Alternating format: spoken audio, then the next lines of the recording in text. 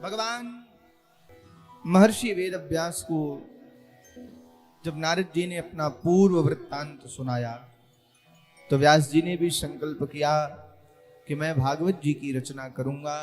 और व्यास जी ने भागवत जी की रचना की और भागवत जी की रचना करके व्यास जी ने 18,000 श्लोक लिखे। किंतु मन में संकल्प किया ऐसे व्यक्ति को यह ग्रंथ प्रदान करूंगा जिस व्यक्ति ने अपने जीवन में काम और क्रोध को जीता होगा।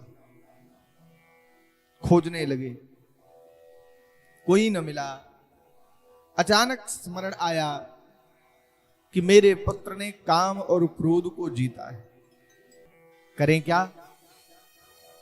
वो तो समाधिस्थ है, समाधि में बैठा है, उसको बुलाएं कैसे? तो दो नन्हे नन्हे शिष्यों को, नन्हे नन्हे बालकों को भागवत जी का श्लोक रटाया।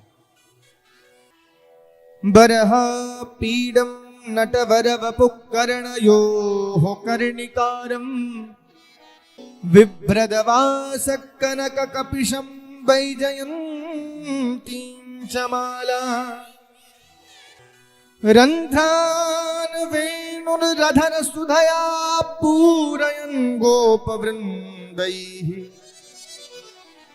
वृंदारण्यं स्वपदरमणं प्राविशद्गीतिकीर्तिः।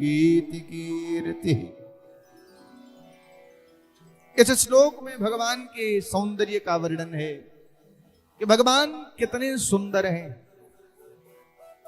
भगवान बरहा पीडम नटवर वपुः।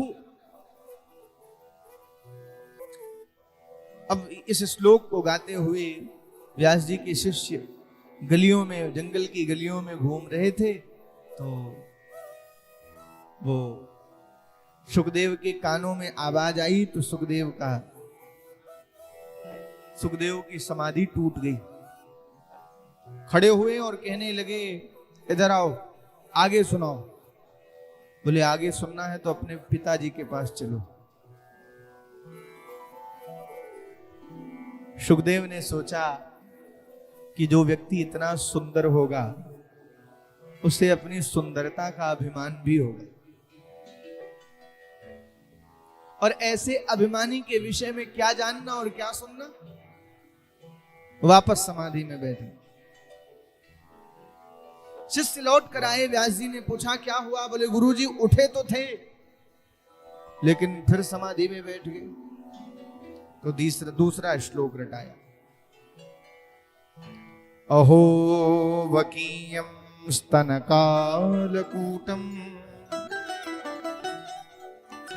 जिघांसया पाययदप्यसाध्वी लेभे गतिं धातृचितां ततोऽन्यं कंबादयालु शरणं ब्रजेम। इस दुनिया में भगवान कृष्ण से बढ़कर कौन दयालु होगा, दयावान होगा कि पूतना अपने स्तनों में जहर लगाकर भगवान को मारने की भावना से, मारने की कामना से आई थी, लेकिन ठाकुर जी ने धात्री उचिताम, जो गति मां को मिलनी चाहिए वही गति प्रभु ने प्रदान की। वही गति मां, जो गति मां यशोदा को मिली वही गति पूतना को भी प्राप्त हुई। ऐसा दुनिया में कौन उदार होगा, ऐसा कौन दयालु होगा। अब जब इस श्लोक को सुना तो सुखदेव रुक न सके और सुखदेव आए। सुखदेव ने आकर के अपने पिता से संपूर्ण भागवत जी का अध्ययन किया और वापस समाधिस्थ हुए। और जब राजा परीक्षित को 7 दिन में मृत्यु का श्राप मिला तब यही भगवान सुखदेव आए और भागवत की कथा सुनाकर उनके हृदय से मृत्यु के भय को दूर किया।